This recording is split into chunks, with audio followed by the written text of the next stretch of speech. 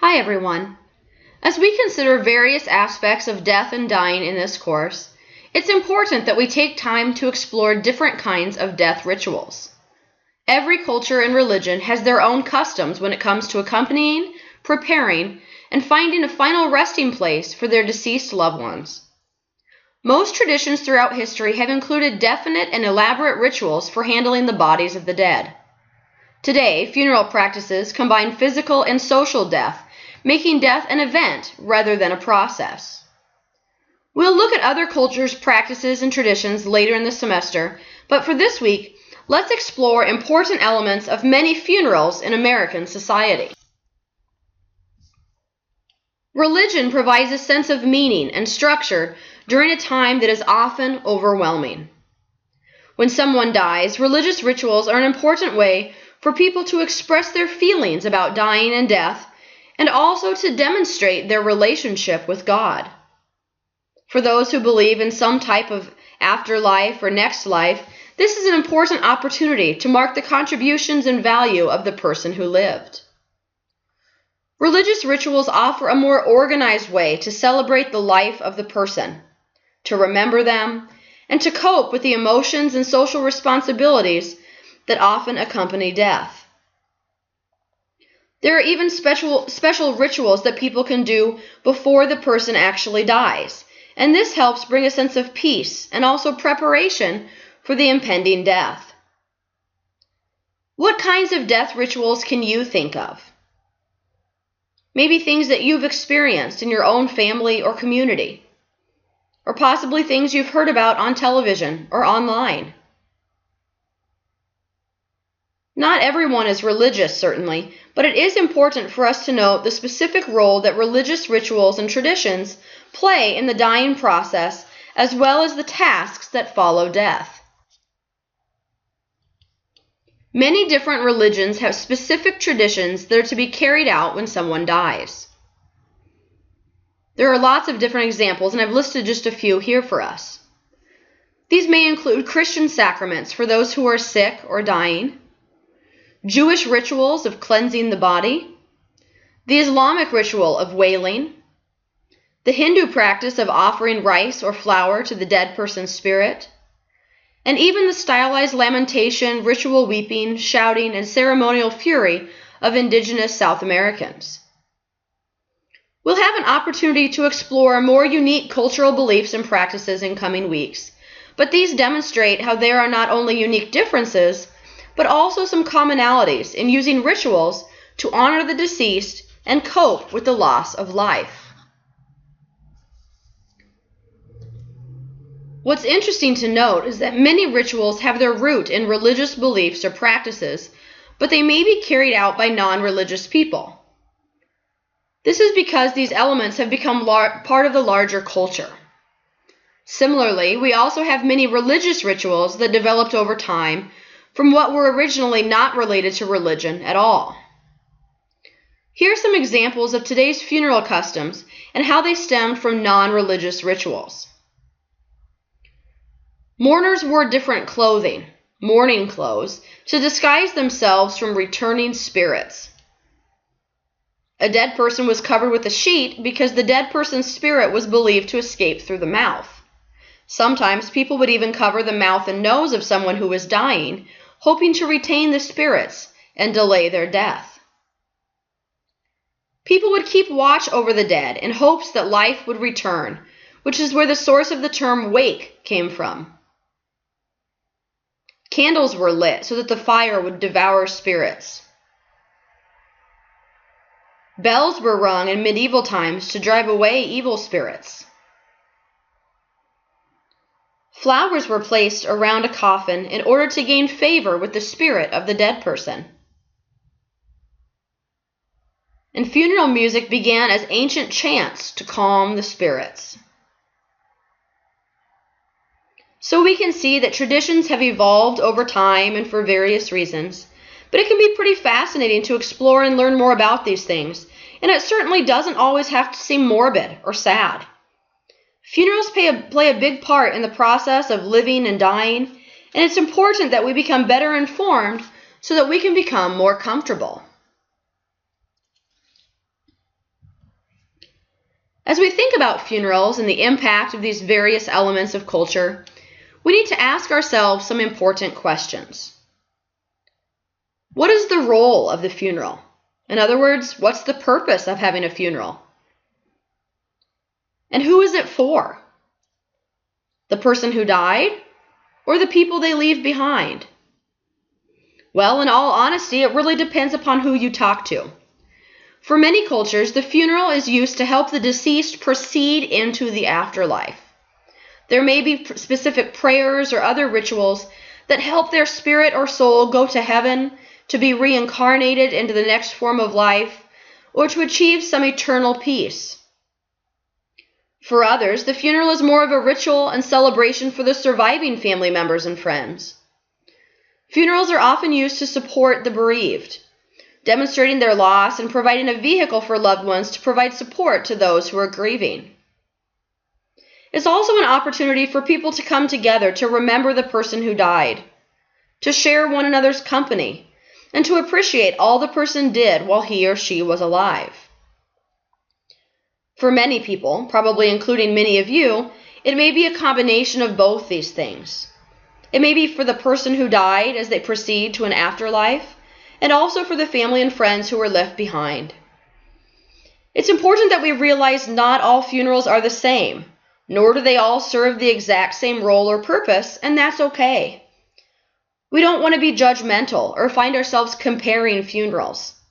What works for one person or family may be very different than the preferences of another, and that's okay. Funerals also serve important social function as well. It's healthy and good to acknowledge the fact that someone has died. You can't simply ignore it or act as if nothing happened. Socially and psychologically, we need to process the loss that occurred and create that new normal. Funerals help provide that closure that people talk about. In other words, they help us accept that the death has occurred and allow us an opportunity to then begin to move forward, to continue on with our lives. Funerals are used in conjunction with the disposition of the body, meaning that they're often held right before or after the person is buried or cremated. This is an important part of the ritual process as well. Finally, funerals demonstrate the reciprocal obligations between the bereaved and their social system. Simply put, funerals are the means for the interaction between the people who are grieving the death and others in their lives who try to provide them support with encouragement and try to help them cope. This social interaction is an important component of the healing process. There are also psychosocial components of the funeral. Everything from being notified that the person died to people gathering to support one another. From rituals that need to take place immediately following the death or for a certain number of days afterward. These experiences, tasks, and periods of support help the bereaved. They may need to make decisions about the funeral and the burial or cremation, or any other number of things that may be involved. And whether they're just putting that into place, based on what the person wanted, or they're having to make those decisions all for themselves, these tasks are important in the healing process. They help them cope not only socially, but psychologically, or mentally and emotionally as well. Children are also impacted by death and loss, and oftentimes they seem to get overlooked or lost in the shuffle amidst all the funeral planning, especially if the death was unexpected and there wasn't an opportunity to begin planning ahead of time. We talked earlier in the semester, in our lecture on grieving children, about some important things to keep in mind when children are involved. There is no magic age when children should or should not be allowed to attend a funeral. It all depends upon that family, upon the preferences of the church, the funeral home, or even the parents themselves. I've taken my girls when they were toddlers, and they were fine because I had activities to help them keep quiet and occupied. It's important that kids be exposed to all aspects of life as they grow up, and death and funerals is part of that learning process. They're able to see others around them and watch how they're coping, what they're doing, and then ask questions to try to better understand. Remember that young children don't yet understand that death is permanent, and so they may be asking questions or making comments that don't seem to fit or make sense with the funeral. This is totally normal, but just be aware that it can bother other people.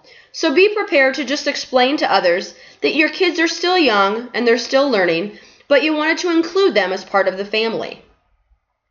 If you choose not to have young children attend the funeral, that's totally fine too. It's really up to each family, like I said. My personal preference, and it's what I would suggest to families who asked, was to let the kids choose. Give them a choice about going to the funeral or not, and then be prepared to support them and answer questions either way. You could even have a separate visitation time so that children can still be a part of what's happening, but maybe at a time when it's quieter or slower paced and there aren't as many other people around. Some funeral homes are very child-friendly and they'll already have supplies on hand. Maybe even a separate toy room, or else things like books, coloring books and crayons, or stuffed animals for the children to play with and keep busy. If they don't have these things, you'll want to plan ahead and bring them along. Snacks and a little drink are important too, as nothing's a faster way to make a child upset or grumpy than to be hungry and thirsty and not be able to have those needs addressed. Many funeral homes have steps or step stools that can be placed next to the casket so children can stand on them and see into the casket. This is another area that people differ. Some people are really comfortable having kids view the open casket, and other people kind of freak out and think it's inappropriate. So long as it's handled in the right way, this can be a very normal, healthy part of the experience for children. At funerals I attend, I am the one typically up front by the person next to the casket, helping pick up kids who want to look or gently touch the hand of the person lying inside. I explain to them that the person is dead, that they cannot feel anything, and that it is okay for us to look at them. We can touch them gently and feel that their skin is cold. This is because they are dead, so their heart isn't beating anymore. I answer any questions they have and reassure the parents that they're okay. Of course, if the parents don't want their kids up there, or if the children don't want to come up, they certainly don't have to.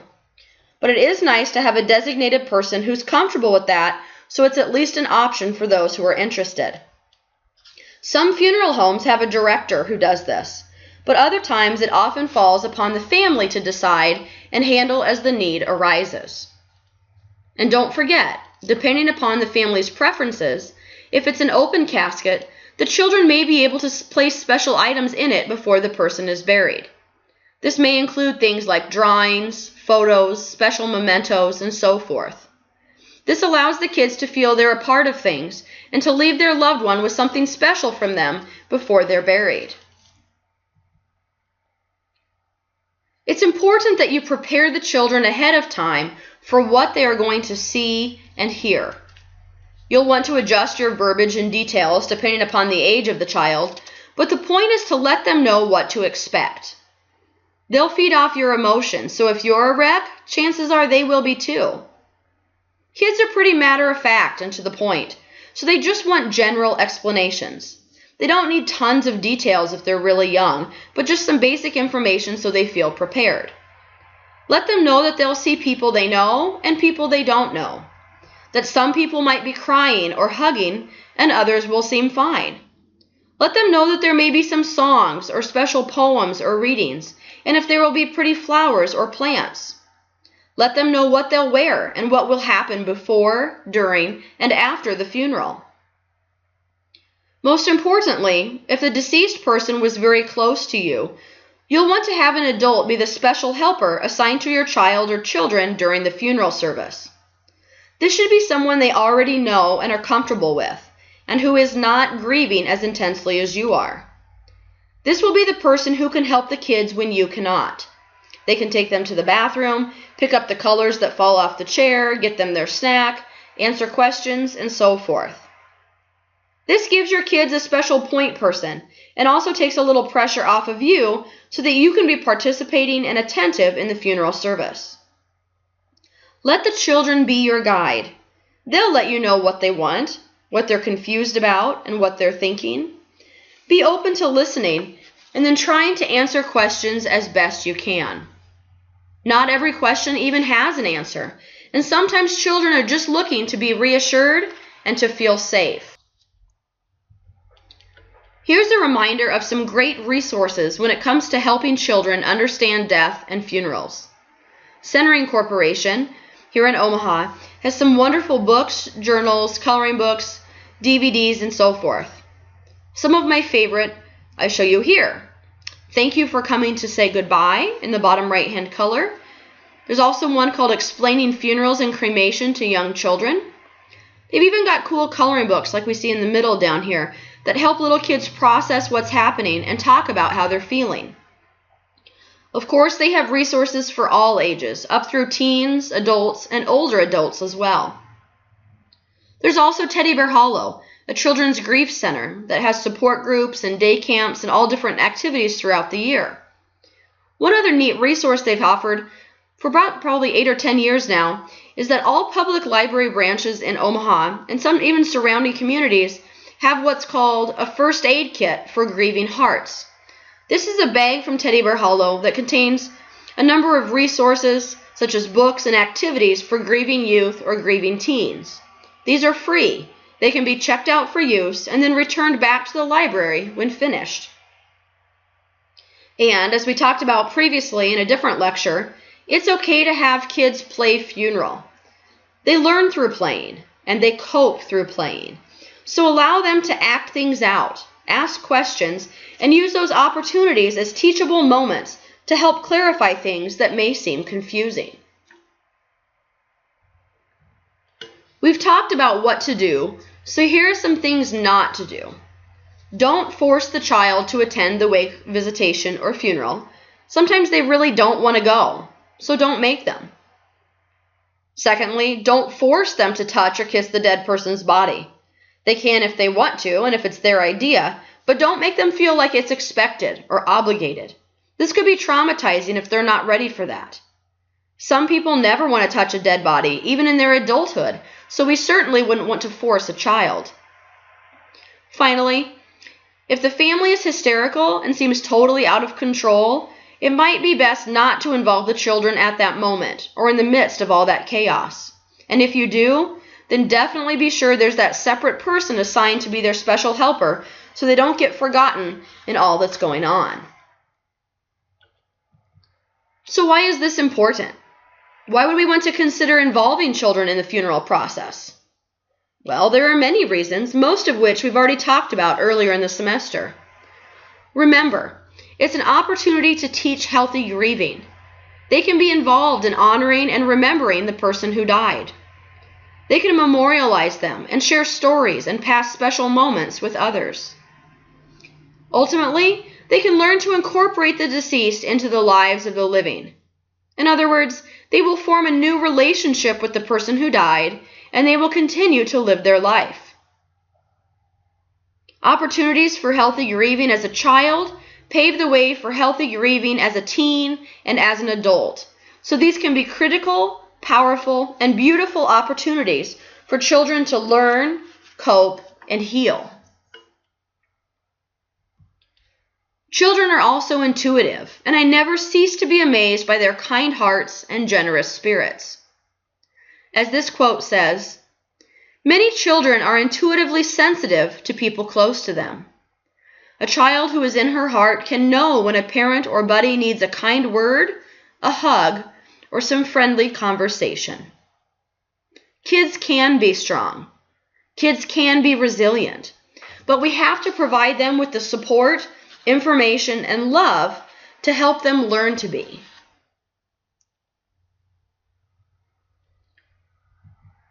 As we end this first part of lecture, let's look at a neat example of a funeral for a boy who died. As you can see from the image here, he was given a superhero funeral after he fought his own courageous battle against cancer. Even though it's sad when someone dies, especially a child, it can also be heartwarming and uplifting. I'll read this to you aloud. It says, a 5-year-old Indiana boy's love of Spider-Man inspired his mother to ask for a superhero funeral after he died from a brain tumor. Adults dressed as Spider-Man, Superman, and the Incredible Hulk were among the pallbearers for Braden Denton's funeral last week in the Newton County town of Kentland in Indiana. Stacy Denton said her son first was a Spider-Man fan, but started liking more superheroes as he collected their action figures.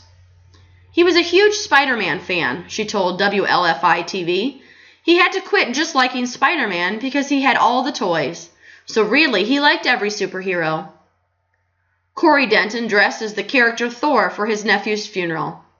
He says Braden wore a Superman outfit when they went to a Superman movie and that they watched all the Iron Man movies together. Braden died at Riley Hospital for Children in Indianapolis after a 13-month fight with brain cancer. So obviously, we're not saying that every child has to have this type of funeral or even that there have to be these things involved, but I just thought it was kind of something fun and different to end with. We've talked a lot at the end of this part of lecture about how to help kids when they're at the funeral for someone else, and this just provided us some insight into creative options for children themselves. Let's take a break for now, and when we come back, we'll start to explore the various aspects of funeral planning and options regarding disposition of the body. As always, if you have any questions, let me know.